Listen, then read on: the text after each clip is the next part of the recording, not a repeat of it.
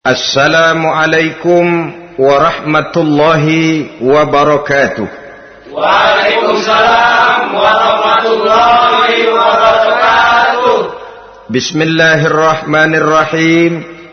Alhamdulillahi rabbil alamin.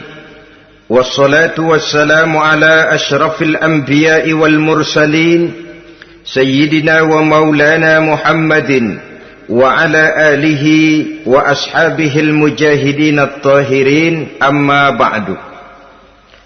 Saudara-saudara kaum muslimin rahimakumullah, agama mengajarkan bahwa di dalam melaksanakan segala macam pekerjaan hendaklah dilaksanakan dengan penuh hati-hati dan perhitungan.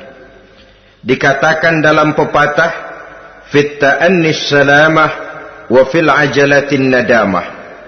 Di dalam keberhati-hatian itu ada keselamatan, dan di dalam sikap tergesa-gesa, di dalam sikap terburu-buru biasanya mengandung penyesalan.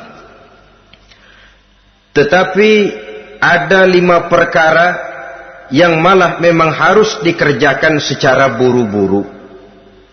Apa yang 5 perkara itu? Pertama, mengubur jenazah. Tidak baik kalau jenazah itu disemayamkan sampai 2-3 hari di rumah. Dan yang lebih baik mengubur jenazah itu adalah di tempat di mana dia meninggal. Contohnya adalah baginda Nabi. Beliau kelahiran Mekah. Beliau wafat di Madinah, maka di Madinah itulah beliau dimakamkan dan bukan di kota Mekah. Karena prinsipnya agama menginginkan kemudahan dan tidak menginginkan kesukaran. Hal kedua yang harus dikerjakan dengan segera ialah mengawinkan anak perempuan.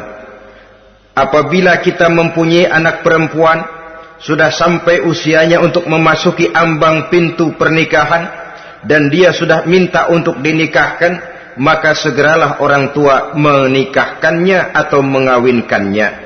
Sebab biasanya anak perempuan, apalagi di zaman sekarang, kalau tidak segera dikawinkan oleh orang tuanya, dikhawatirkan dia akan kawin sendiri.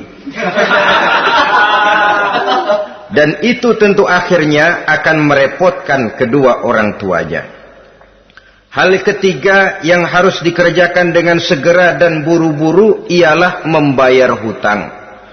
Apabila kita sudah berhutang kepada seseorang dan sudah ada uang untuk membayarnya, bersegeralah untuk membayar. Sebab kalau ditunda besok, lusa, atau hari minggu depan, dikhawatirkan uangnya akan terpakai untuk kepentingan-kepentingan yang lain, dan hutang akan tetap tinggal hutang, tidak pernah terbayar adanya. Hal keempat yang harus disegerakan ialah menghidangkan makanan untuk orang musafir yang kebetulan menjadi tamu di rumah kita. Dan hal yang kelima yang harus dilakukan dengan buru-buru, dengan segera, bertaubat apabila mengerjakan perbuatan dosa. Hal kelima inilah yang akan kita bicarakan pada pertemuan kita kali ini, yaitu tentang taubat kepada Allah Subhanahu wa ta'ala. Taubat berasal dari kata-kata taba yatubu, yang isim masdarnya adalah taubatan. Artinya sama dengan roja'a yarji'u, ada ya'udu, pulang atau kembali. Bertobat maksudnya kembali dari yang dilarang oleh Allah. Kalau dalam perjalanan hidup ini kita suka menerjang larangan-larangan Allah, melaksanakan apa-apa yang dilarang olehnya, maka taubat artinya meninggalkan larangan-larangan itu dan kembali kepada apa yang diperintah oleh Allah Subhanahu wa ta'ala. Kenapa taubat ini harus disegerakan? Karena makhluk bernama manusia ini sulit melepaskan diri dari dosa dan salah. Nabi bersabda, kullu bani Adam khatta'un wa khairul khatta'ina tawwabun. Setiap anak Adam, yakni setiap manusia, pasti mempunyai dosa dan kesalahan. Dan sebaik-baik orang yang mempunyai dosa dan kesalahan ialah orang yang segera bertaubat. Dengan kata lain, orang yang baik sesungguhnya bukanlah orang yang tidak punya salah, karena tidak ada orangnya yang tidak punya salah. Tetapi orang yang baik adalah orang yang apabila melakukan kesalahan, dia segera sadar, dijadikannya kesalahan itu sebagai pelajaran untuk tidak diulanginya lagi pada masa-masa yang akan datang. Inilah yang digambarkan oleh Allah Subhanahu wa taala dalam surah Ali Imran ayat 135. Walladzina iza fa'alu fahishatan, dan orang-orang yang apabila mereka terjatuh ke dalam perbuatan dosa, au zalamu anfusahum, atau berbuat zalim kepada diri mereka sendiri, dzakarullaha fastaghfaru lidzunubihim, mereka segera ingat kepada Allah dan memohon ampun terhadap dosa yang pernah mereka kerjakan. Saudara-saudara kaum muslimin rahimakumullah, sejak awalnya iblis memang sudah memproklamirkan diri di hadapan Allah Subhanahu wa taala. Apa kata iblis? Ya Rabbi wa izzatika la azalu aghwi bani Adam ma damat arwahuhum fi ajsadihim. Ya Allah, demi kemuliaan-Mu saya bersumpah, kata iblis, saya akan selalu memperdayakan anak-anak Adam. Saya akan selalu menggoda manusia selama ruh mereka masih ada di dalam jasad mereka. Jadi selama ruh masih ada di dalam jasad, selama itulah iblis akan selalu berusaha menggelincirkan manusia untuk jatuh ke tempat-tempat salah dan ke tempat-tempat dosa. Tetapi kemudian Allah juga memberikan jaminan. Allah menjawab proklamasi iblis ini, wa izzati wa jalali ya mal'un la azalu aghfiru lahum mastaghfaru. Demi kehormatanku, demi kemuliaanku, hai mal'un, hai yang terkutuk, hai iblis, kalaupun engkau selalu memperdayakan manusia, kalaupun engkau selalu menipu dan menggoda mereka sepanjang ruh mereka masih ada di dalam jasad, aku akan senantiasa memberikan ampun kepada mereka sepanjang mereka memohonkan ampun kepadaku. Inilah jaminan dari Allah Subhanahu wa ta'ala. Saudara-saudara kaum muslimin rahimakumullah, oleh karenanya apabila kita berbicara tentang taubat, artinya kita berbicara tentang tingkah laku kita dalam kehidupan sehari-hari. Apa yang harus kita lakukan untuk sempurnanya satu taubat? Pertama, menyesal terhadap dosa yang pernah kita lakukan. Kadang-kadang ada juga orang bertaubat, tapi bukan nyesal terhadap dosa yang dia kerjakan, malah puas katanya. Dia ngomong sama teman-temannya, saya dulu zaman muda sudah kenyang judi, kenyang zina, kenyang mabuk-mabukan, sudah puas. Sekarang tinggal benernya saja, saya sudah taubat. Taubatnya sih bagus, tapi puasnya itu yang jelek.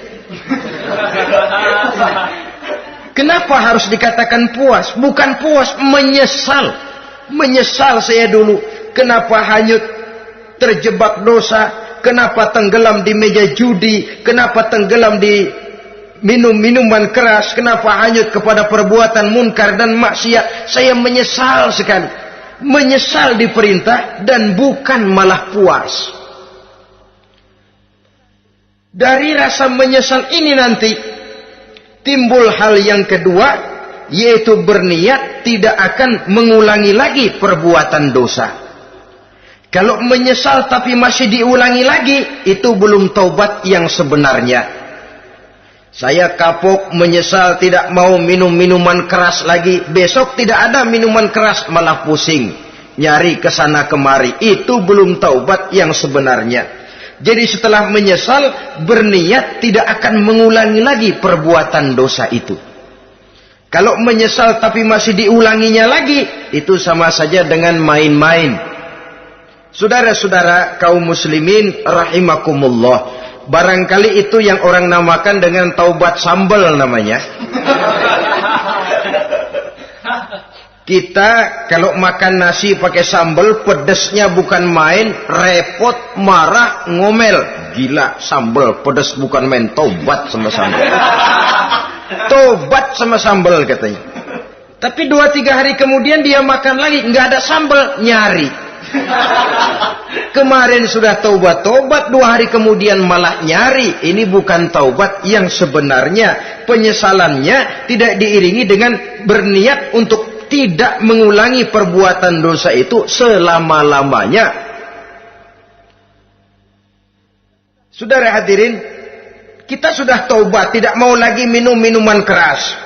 Datang teman, minum ya, nggak mau. Kenapa? Saya sudah taubat. Yang benar, benar. Kalau dibayarin, udah. Jadi rupanya taubatnya itu cuma karena nggak ada yang bayarin. Begitu datang yang bayarin, berangkat lagi. Itu belum lagi merupakan taubat yang sebenarnya. Begitu juga kita taubat dari meja judi. Pada waktu sudah bures, bangkrut, habis-habisan, mungkin menyesal, mungkin bertaubat. Inilah akibatnya judi, rumah tangga berantakan, harta bures, anak terlantar, uang tidak ada. Taubat, saya tidak mau lagi-lagi tenggelam di meja judi. Pada saat kondisinya bangkrut, itu yang diucapkan. Tapi 2-3 hari, 4-3 minggu, 1 bulan kemudian rezekinya banyak, makmur lagi, usahanya maju lagi, lupa lagi dia kepada ucapan sebelumnya, akhirnya sedikit demi sedikit tenggelam kembali di meja judi. Ini pun belum merupakan taubat yang sebenarnya. Jadi untuk sempurnanya taubat, yang pertama menyesal terhadap dosa yang telah dilakukan, yang kedua berjanji tidak akan mengulangi lagi, kemudian yang ketiga meninggalkan perbuatan jahat itu untuk selama-lamanya. Dengan kata lain, kalau memang taubat tidak mau minum lagi, talak 3 itu minuman keras. Kalau memang niat tidak akan berjudi lagi, talak 3 itu segala macam bentuk perjudian, meninggalkan perbuatan jahat. Yang keempat, menunaikan semua fardu dan kewajiban. Sebab barangkali pada saat kita tenggelam dalam dosa, perintah-perintah Allah, jangankan yang sunnah, yang wajib saja sering kita lalaikan. Maka apabila diri telah berniat melaksanakan taubat, maka tunaikan semua kewajiban yang disyariatkan oleh agama kepada kita.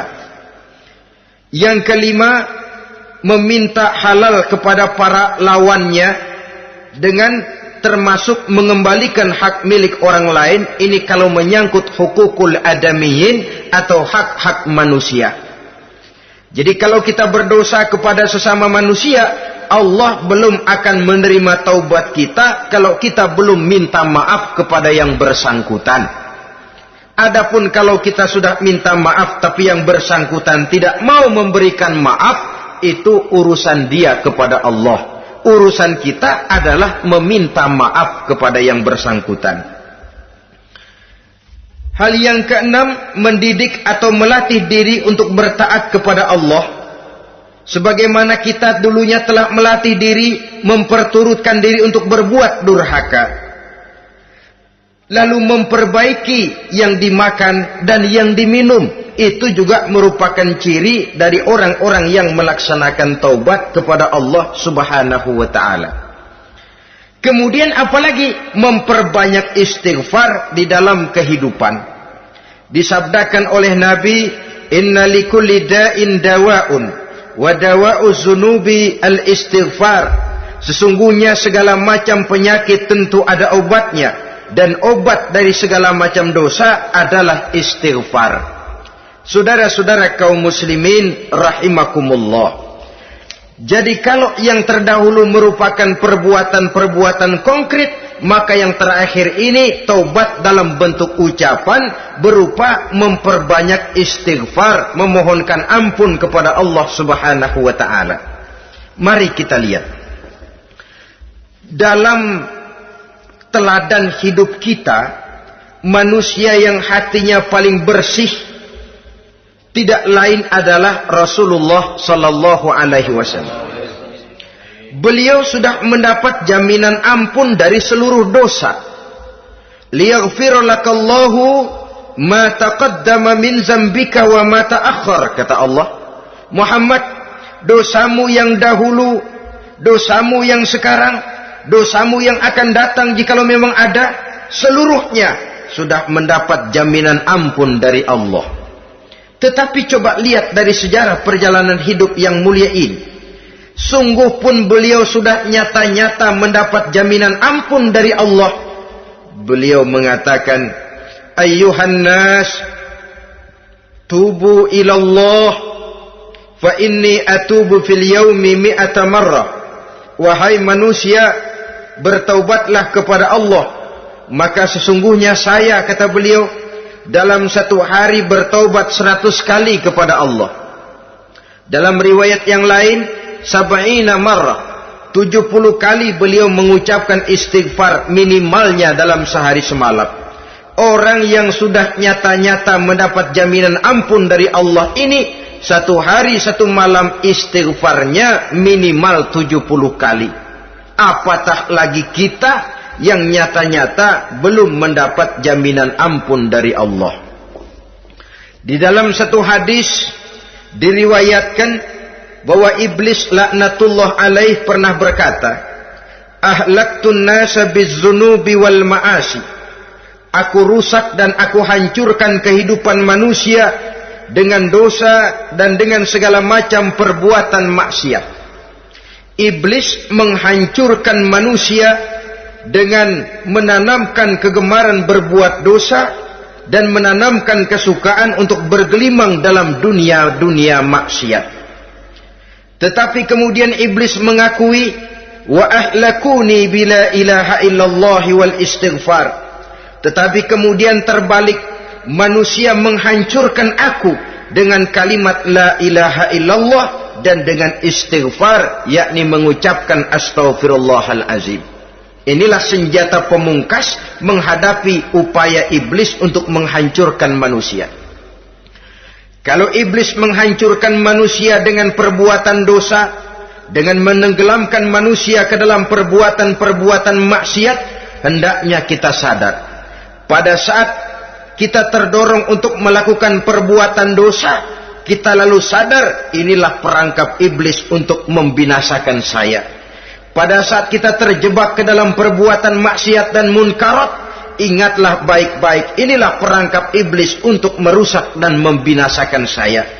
Maka hancurkan perangkap iblis, hancurkan tipu daya dan usaha iblis itu dengan apa? Dengan kalimat la ilaha illallah dan dengan memperbanyak istighfar.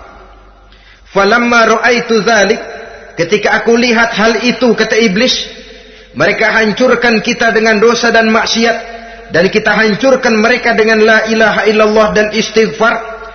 Diamkah iblis? Puaskah iblis? Ternyata tidak. Apabila aku lihat usaha manusia itu, ahlaktuhum bil huda, ahlaktuhum bil hawa, wahum yahsabuna annahum muhtadun. Apabila mereka hancurkan aku dengan la ilaha illallah dan istighfar, maka aku kembali menghancurkan mereka dengan mempergunakan hawa nafsu, sehingga mereka menyangka bahwa mereka adalah orang-orang yang mendapat petunjuk.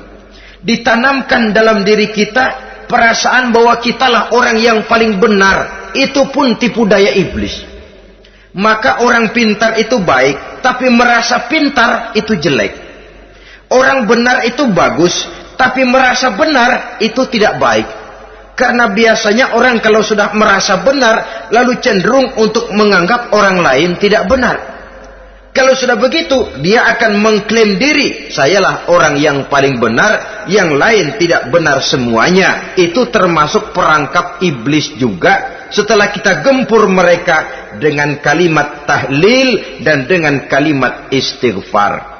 Saudara-saudara kaum muslimin rahimakumullah, Allah Maha Pengasih dan Maha Penyayang. Ia akan mengampunkan perbuatan yang bersifat salah dari manusia, Hanya manusia saja yang kadang-kadang bodoh, tidak mau mengampuni dan memaafkan dirinya sendiri, dengan membiarkan dirinya terseret berlarut-larut dalam dosa tanpa keinginan untuk bertaubat.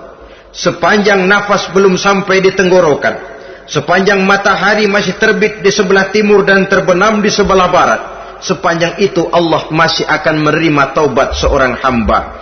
Innallaha yaqbalu taubatal abdi ma lam yugharghir.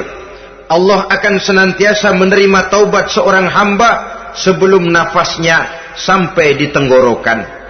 Apabila nafas sudah sampai di tenggorokan, maka taubat sudah terlambat adanya.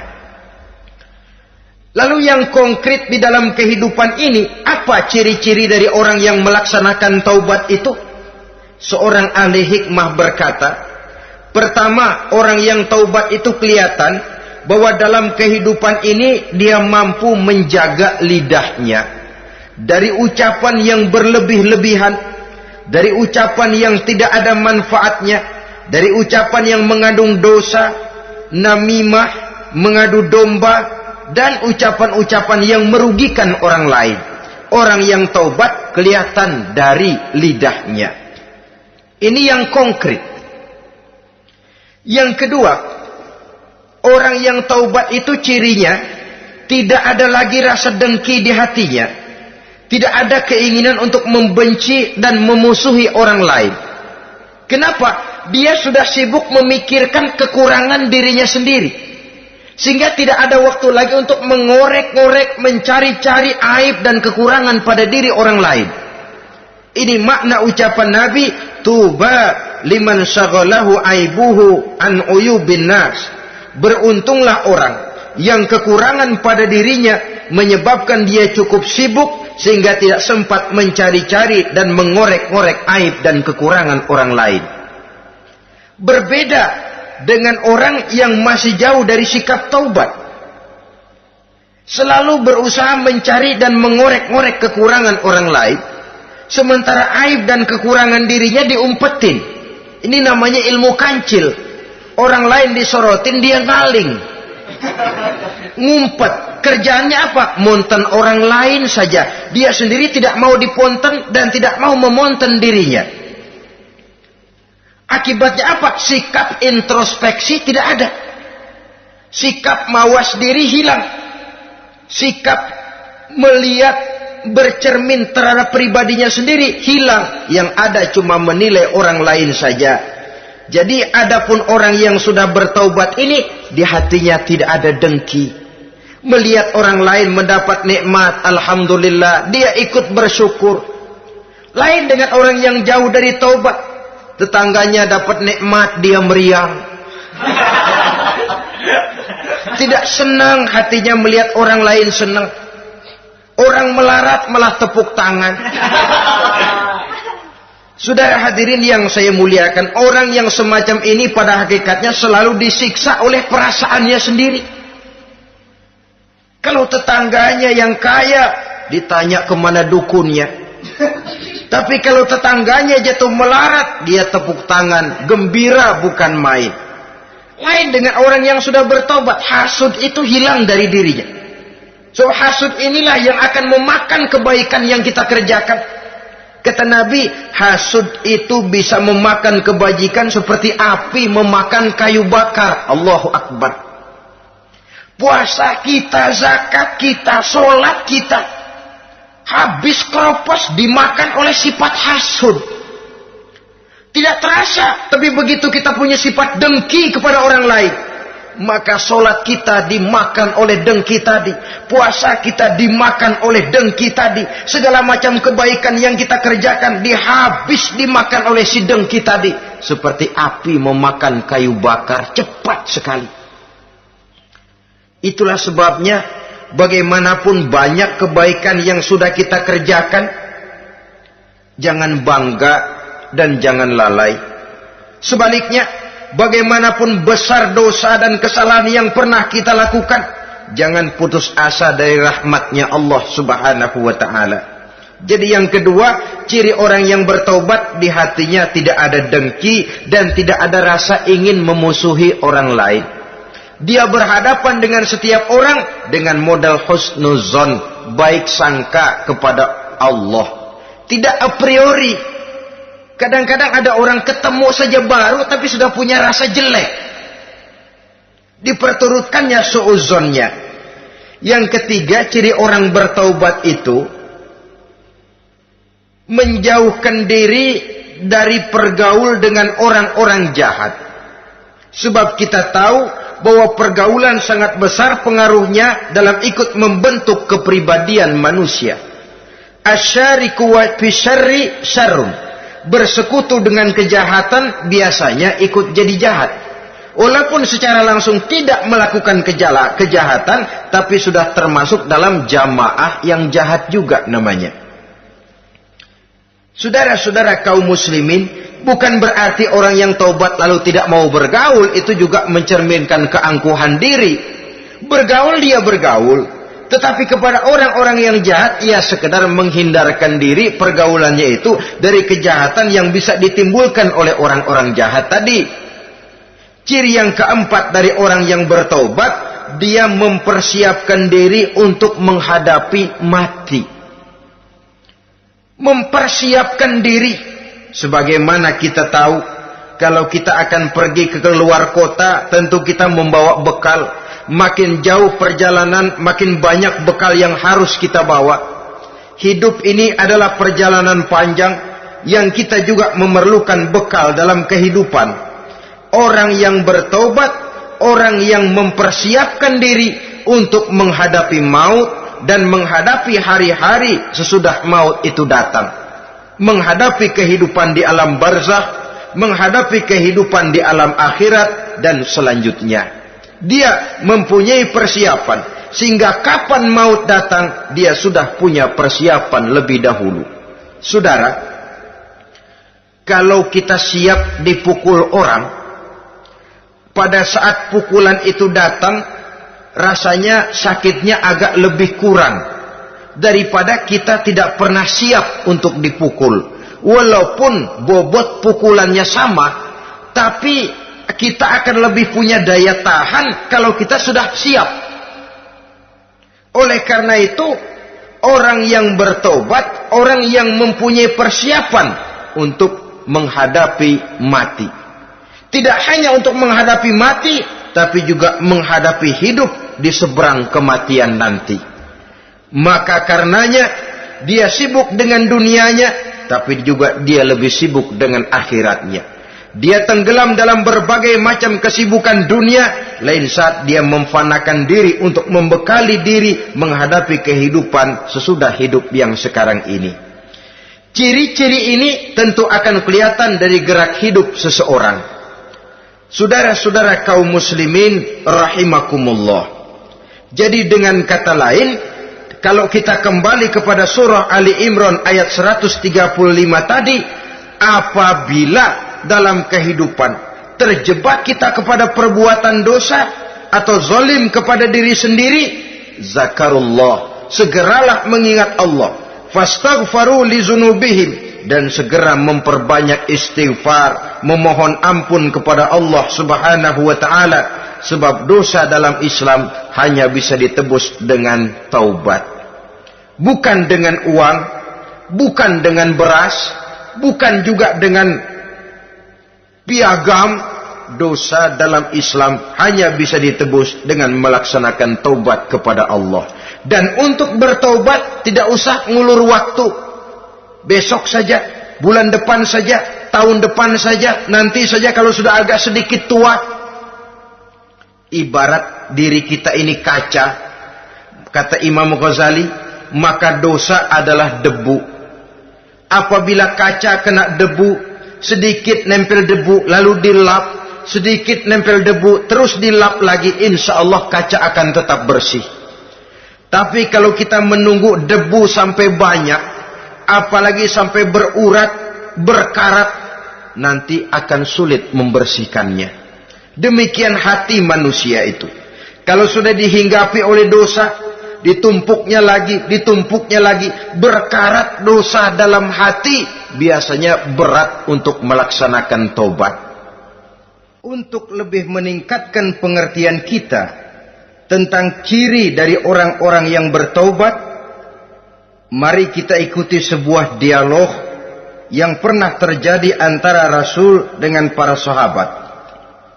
Satu hari ketika sedang berkumpul dengan para sahabat, baginda Rasul bertanya, "Atadruna manit taib?" Saudara-saudara, tahu enggak saudara-saudara, siapa sebenarnya orang-orang yang bertaubat itu? Macam-macamlah jawaban para sahabat, tapi yang jelas akhirnya mereka berkata, Allahu wa rasuluhu a'lam. Allah dan Rasulnya yang lebih tahu siapa sebenarnya orang yang bertaubat itu. Atas jawaban ini, baginda Rasul lalu menegaskan. Pertama, man taba wa lam yata'allamil ilma falaysa bitaibin. Siapa orang yang mengaku bertaubat kepada Allah, lalu dia tidak mau mencari ilmu, tidak mau belajar, falaysa bitaibin, maka dia belum termasuk orang yang bertaubat. Jadi di sini jelas bahwa bukan hanya dari dosa kita bertaubat, juga bertaubat dari kebodohan.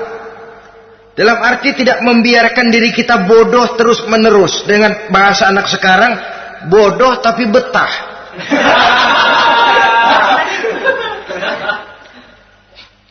Orang yang mengaku bertaubat tapi tidak menggali ilmu, tidak mau belajar, tidak mau mencari ilmu, tidak hadir di mana majelis taklim, belum dianggap taubat yang sebenarnya.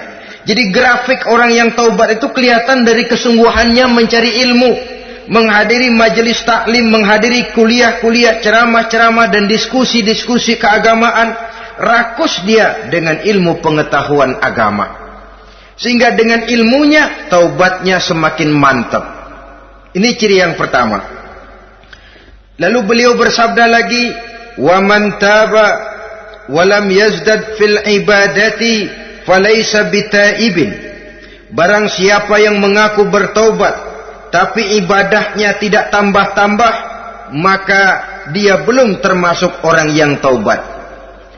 Orang yang bertaubat ada grafik peningkatan ibadahnya. Jadi kalau mulutnya taubat, minta ampun, tapi ibadahnya gitu-gitu aja, belum merupakan taubat yang sebenarnya.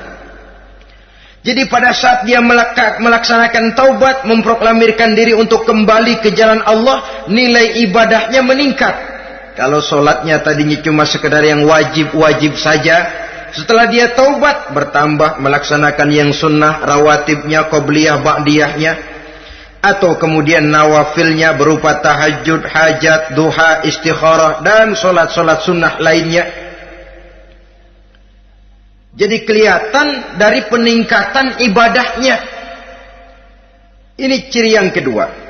Yang ketiga kata Nabi lagi, wa man taba wa lam yardal khusama falaysa bitaibin. Barang siapa yang mengaku bertaubat kepada Allah, tapi dia tidak bisa meridhoi musuh-musuhnya, maka belum lagi dia dianggap orang yang bertaubat. Meridhoi, memaafkan musuh. Saudara, memberi maaf itu lebih sulit daripada minta maaf. Tapi memberi maaf lebih mulia daripada minta maaf. Minta maaf gampang, memberi maaf yang sulit. Karena itu orang yang memberi maaf menunjukkan jiwa yang lebih luhur daripada orang yang minta maaf. Sebab apa? Posisi orang yang memberi maaf kan posisi orang yang menang.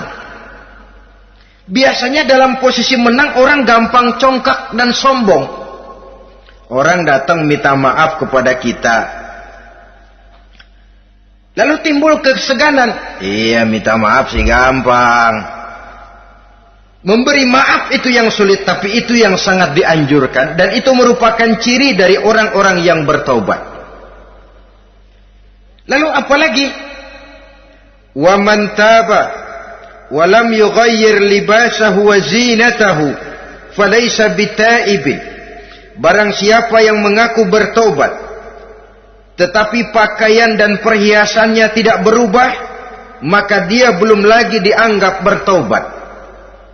Orang bilang pakaian memang kulit, yang penting isi. Tetapi bagaimanapun kulit mencerminkan isi.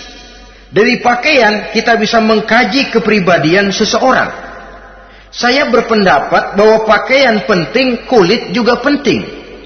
Kulit penting, isi penting. Kulit tanpa isi tidak ada artinya.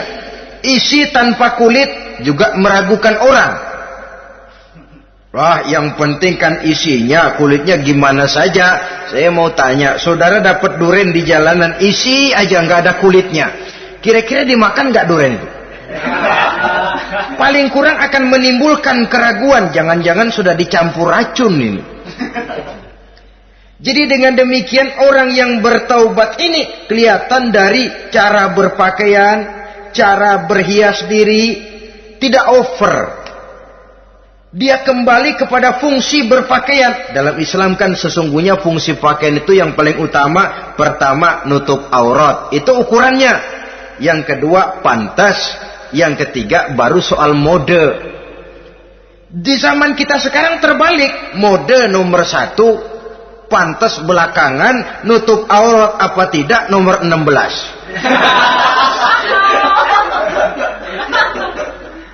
Kalau sudah mode, kita kekurangan pertimbangan.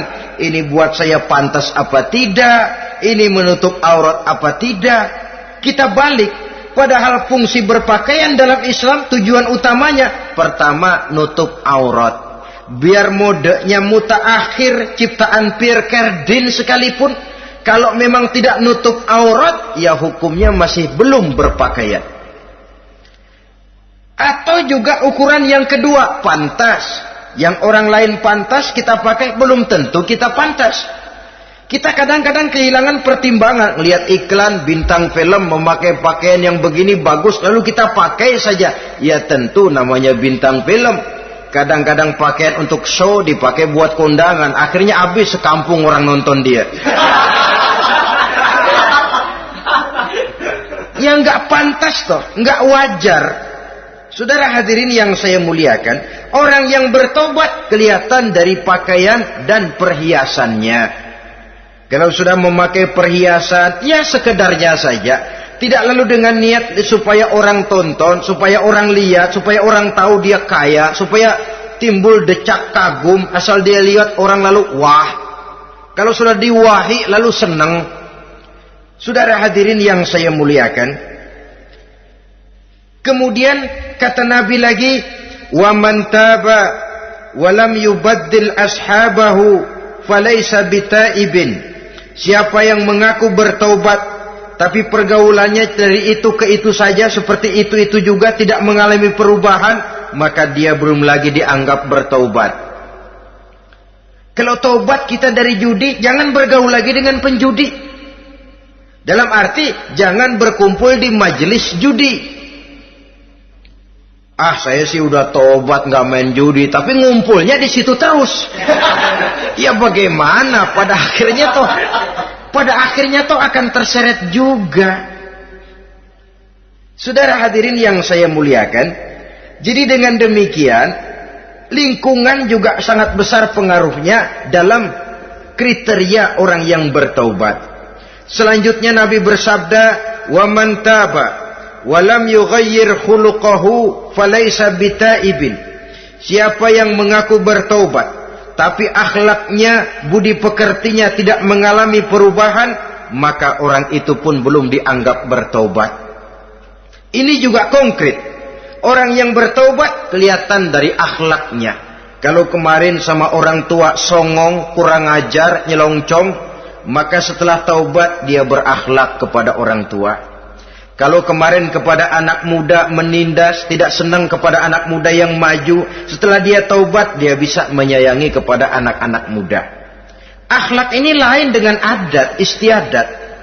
Adat biasanya hanya memandang yang lahir, sedangkan akhlak zahir batin dipandang. Contoh, seorang anak muda kalau lewat di depan orang tua membungkukkan badan, menurut adat dia sudah sopan.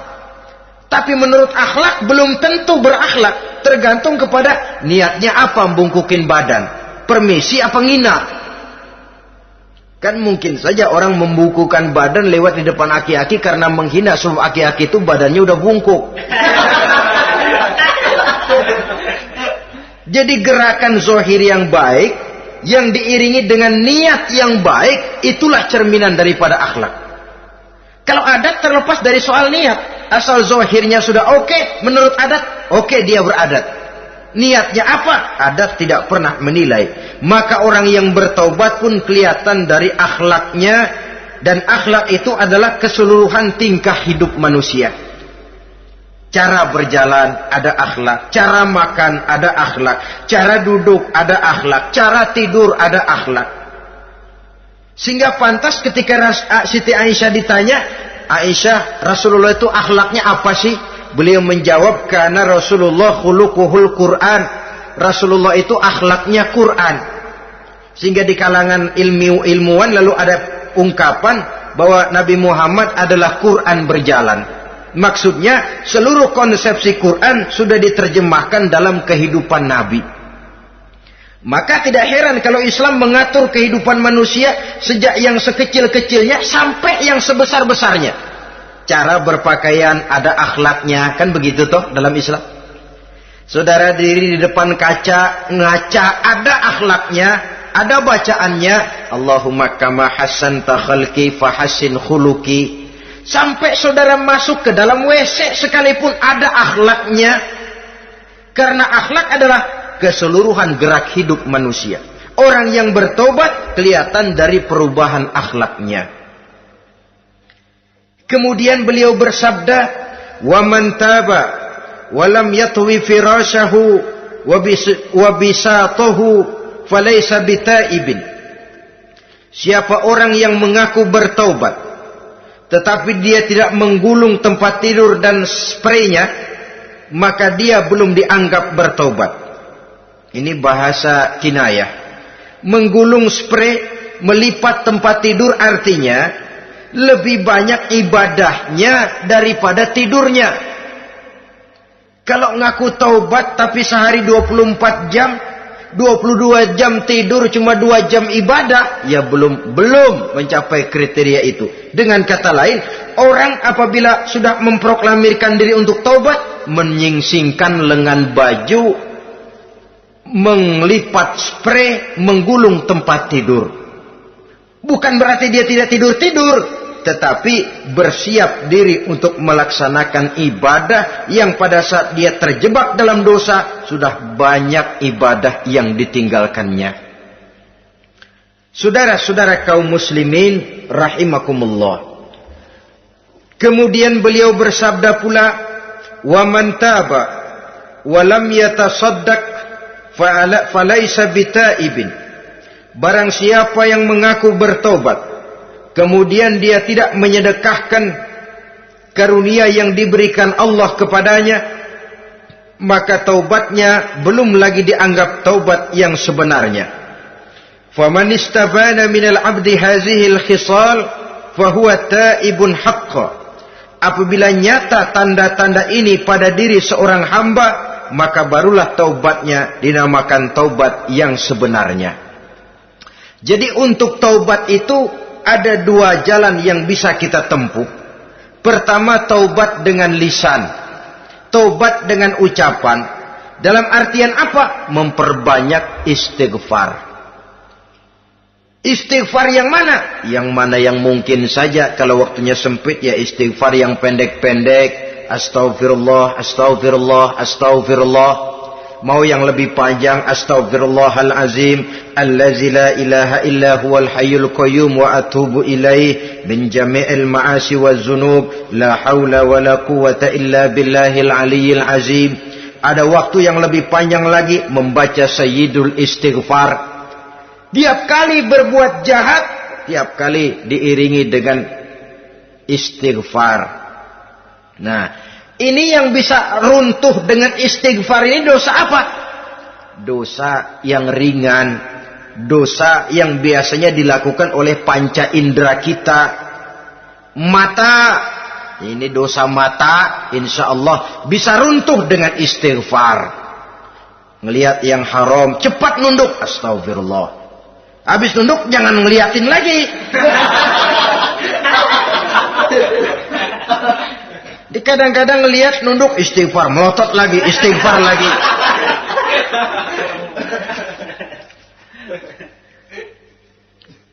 Saudara hadirin yang saya muliakan, kata Imam Ali, nazratul ula laka wasaniyatu alaika. Ini dalam menjaga mata.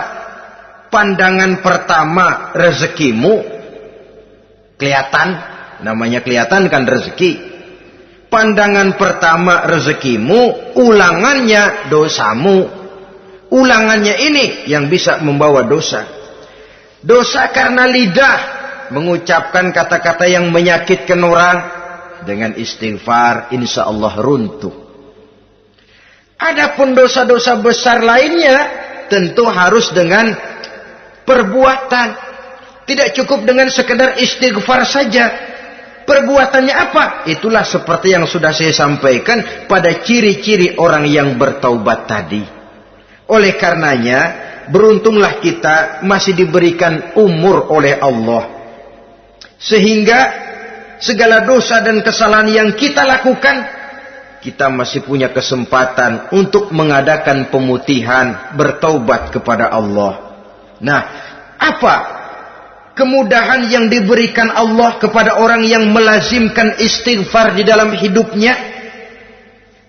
Pertama, kata Nabi, man lazimal istighfar, siapa orang yang melazimkan, membiasakan diri istighfar, diberikan keistimewaan oleh Allah. Pertama, ja'alallahu lahu min kulli dhiqin makhraja. Allah akan memberikan jalan keluar untuknya dari segala macam kesulitan. Hidup ini kan problem. Makin tinggi status sosial, makin banyak urusan. Urusan akan selesai apabila hidup di dunia selesai. Kita menyangka orang lain lebih enak dari kita, padahal tiap orang punya urusan. Yang namanya enak barangkali persis seperti pelangi biang lala itu. Tidak pernah di atas kepala kita, di atas kepala orang lain saja. Begitu kita memandang keenakan dalam hidup ini. Petani bilang pedagang enak, pedagang bilang petani enak. Tapi begitulah keenakan itu. Orang yang melazimkan istighfar, dia akan diberikan jalan keluar dari segala macam kesulitan. Menurut perhitungan otak, didlek, buntu, tidak sanggup lagi, entah bisa terwujud dan terlaksana. Allah memberikan jalan keluar dari segala kesulitan. Saudara, kalau Allah sudah memberikan jalan keluar dari kesulitan, siapa lagi yang bisa bikin sulit kita? Kalau Allah yang memberikan jalan keluar, everything is running well, katanya. Semua urusan bisa jalan dengan lancar. Tapi tanpa istighfar, jauh kita dari Allah. Jalan yang sudah lapang pun bisa jadi sempit. Urusan yang sudah nyata akan selesai pun bisa jadi injelimet. Dan jalan yang tadinya tidak berliku-liku pun bisa berliku-liku. Ini faktor yang di luar perhitungan matematis. Kita tidak mampu, Allah maha mampu. Menurut akal kita tidak mungkin. Kalau Allah mau, tidak ada yang tidak mungkin. Saudara-saudara, ini fasilitas pertama. Orang yang gemar istighfar diberikan jalan keluar dari segala macam kesulitan. Yang kedua, wa min kulli hammin faraja, diberikan kegembiraan dari setiap kesusahan yang dihadapinya. Ada saja faktor-faktor yang mendatangkan kegembiraan, yang mendatangkan refreshing di dalam kehidupannya, sehingga dia tidak lalu merasa jalannya buntu, tidak merasa kesulitannya tidak pernah terselesaikan. Dan yang ketiga, fasilitas yang diberikan Allah kepada orang yang gemar istighfar, wa razaqahu min haitsu la yahtasib. Allah akan memberikan kepada mereka rizki dari jalan yang tidak pernah mereka sangka-sangka. dari jalan yang tidak pernah mereka perkirakan sebelumnya. Saudara-saudara kaum muslimin rahimakumullah. Inilah fasilitas ketiga yang diberikan Allah kepada orang yang gemar istighfar. Rizkinya datang dari jalan yang tidak disangka-sangka. Sebab rizki ini juga termasuk hal gaib. Dan jangan lupa, ar-rizku bimakna al-ata hissiyan kana au ma'nawiyan.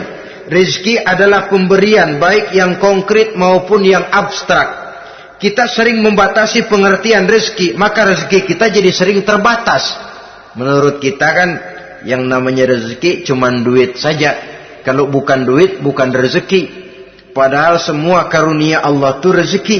Umur rezeki, istri rezeki, anak rezeki, pangkat dan jabatan rezeki, termasuk duit juga rezeki.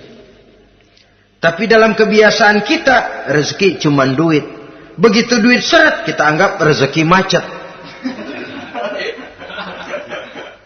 Maka akhirnya kita tidak bersyukur kepada Allah. Padahal mungkin di sektor duit macet, tapi rezeki dari segi lain, ilmu barangkali tambah, wibawa naik, pangkat naik, anak tambah, itu juga merupakan rezeki.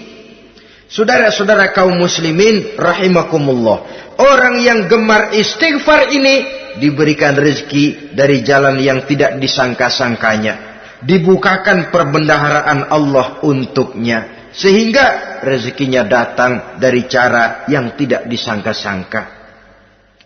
Allah Maha Kaya. Kalau dia mau, la mani'a lima a'taita wa la mu'tiya lima mana'ta. Tidak satu kekuatan pun yang mampu mencegah apa yang hendak diberikan Allah, dan tidak satu kekuatan pun yang sanggup memberikan apa yang dicegah oleh Allah Subhanahu wa taala. Ini keistimewaan yang diberikan Allah kepada mereka yang gemar beristighfar di dalam kehidupan ini. Jangan lagi berpikir, gua sih nggak punya dosa, istighfar amat. Sombong, saudara-saudara. Manusia itu lebih baik merasa banyak dosa daripada merasa tidak punya dosa. Tanda orang bahagia, kata Nabi, 4. Pertama, orang yang selalu ingat kepada kesalahan yang pernah dia lakukan. Itu orang bahagia. Selalu ingat kepada kesalahan yang pernah dilakukannya. Sehingga pada saat akan melakukan kesalahan yang baru, dia mikir-mikir. Dosa gue yang kemarin udah 3 keranjang, nih nambah lagi. Ingatannya terhadap kesalahan yang lalu akan merupakan langkah preventif yang mencegah dirinya untuk tidak menambah kesalahannya. Orang bahagia, orang yang selalu ingat kesalahan yang pernah dia lakukan, terbayang di pelupuk mata, bukan ngumpet-ngumpetin dosa. Sebab apa yang mau kita umpetin di hadapan Allah? Yang kedua, tanda orang bahagia itu orang yang selalu melupakan kebaikannya. Kalau dia berbuat baik, dia lupakan. Dia anggap dirinya belum pernah berbuat baik. Sehingga di mana ada kebaikan, dia tidak bisa ikut. Dia merasa sangat rugi. Sebab dia anggap dirinya belum pernah berbuat baik. Yang ketiga, tanda orang bahagia. Dalam urusan dunia, dia lihat ke bawah. Sehingga timbul rasa syukurnya. Bahwa kalau dia sengsara masih banyak yang lebih sengsara dari dia. Bahwa kalau dia miskin masih jauh lebih banyak yang miskin dari dia. Bahwa kalau dia menemui kesulitan masih banyak yang jauh lebih sulit dari dia. Dengan cara itu jiwanya akan lapang, hidupnya akan tenang, dan dia tidak pernah ingkar kepada nikmat yang diberikan Allah. Sebaliknya yang keempat, tanda orang bahagia itu dalam urusan akhirat dia lihat ke atas. Dunia, lihat yang bawah. Akhirat, lihat yang atas. Kalau dia bisa sholat, kenapa saya tidak? Kalau dia sanggup puasa, kenapa saya tidak? Kalau dia bisa baca Quran, kenapa saya tidak? Timbul panas, nyontoh ibadah mendatangkan kebahagiaan. Rakus ibadah malah dianjurkan. Rakus dunia malah tercela. Nah, lawanannya orang celaka, saudara-saudara. Orang celaka juga tandanya 4 lawanan yang tadi itu. Pertama, orang yang selalu melupakan kesalahannya. Kalau berbuat dosa lupa, sok bersih. Alah, dosa gue mah dikit. Saudara hadirin yang saya muliakan, orang yang selalu melupakan kesalahan, menganggap dirinya bersih, akhirnya kalau ingin berbuat dosa nggak mikir-mikir, tidak ada lagi yang ditimbang-timbang. Selanjutnya, yang kedua, orang celaka itu orang yang selalu mengingat kebaikannya. Akhirnya apa? Timbul sifat nepuk dada, membanggakan jasa, lahirlah pahlawan-pahlawan kesiangan. Selalu membanggakan diri, nepuk dada. Kalau enggak saya, kalau enggak saya. Itu masjid, kalau enggak saya. Itu pesantren, kalau enggak saya. Itu umat, kalau enggak saya. Kalau enggak saya. Memangnya kalau enggak sampean kenapa? Orang yang celaka adalah orang yang selalu menghitung-hitung kebaikan yang pernah dikerjakannya. Keikhlasannya kurang. Makin dia hitung, makin kurang nilai pahalanya. Makanya kalau berbuat baik, ya anggap saja buang sampah, gak usah ditengok-tengok, gak usah diingat-ingat, dan gak usah mengharap orang yang kita tempat berbuat baik akan membalas kebaikan. Saudara hadirin yang saya muliakan, yang ketiga tanda orang celaka dalam urusan dunia, ngelihatnya ke atas, panasnya timbul. Syirik dan dengkinya naik, rakusnya jadi.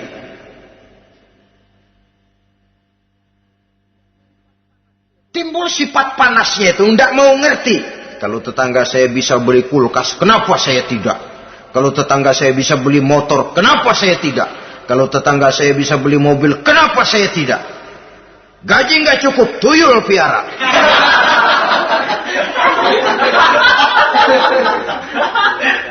Orang itu kalau sudah didorong oleh rakus kan bisa jadi menghalalkan segala macam cara untuk mencapai tujuan. Dibakar oleh sifat tamak dan rakus bin serakah. Nah, kalau sudah didorong oleh rasa rakus, yang segera tersingkir pertama rasa malu. Orang kalau sudah rakus nggak ada malunya, rasa malunya hilang.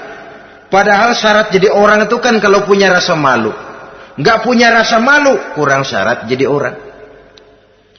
Akan bagaimana jadinya masyarakat, bahkan bangsa dan negara, kalau rakyatnya sudah tidak punya rasa malu. Yang kedua rasa takut hilang, terutama takut kepada Allah. Sirna sama sekali. Sudah tujuan menghalalkan cara. Yang keempat tanda orang celaka, dalam urusan akhirat lihatnya malah ke bawah.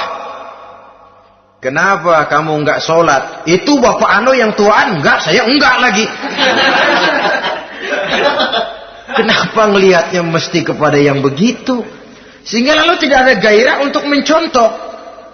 Saudara-saudara kaum muslimin rahimakumullah, walaupun serba singkat oleh karena terbatasnya ruang pembicaraan ini, mudah-mudahan bisa memberikan gambaran sepintas tentang ciri-ciri orang yang bertaubat. Dengan harapan, marilah kita menjadi orang yang bertaubat sebenarnya, dengan ciri menyesal terhadap dosa yang pernah kita lakukan, meninggalkan perbuatan jahat, dan berjanji tidak akan mengulangi lagi perbuatan jahat itu. Kalau dia menyangkut hak-hak manusia, maka hak itu harus kita kembalikan, dan kepada yang bersangkutan kita harus meminta maaf. Apabila ditambah dengan kegiatan lisan, memperbanyak istighfar dalam kesempatan yang mungkin di sepanjang perjalanan hidup ini. Ini sajalah yang kita bicarakan pada pertemuan kali ini. Terima kasih atas segala perhatian. Mohon maaf atas segala kekurangan. Usikum wa nafsi bitaqwallah. Wassalamualaikum warahmatullahi wabarakatuh.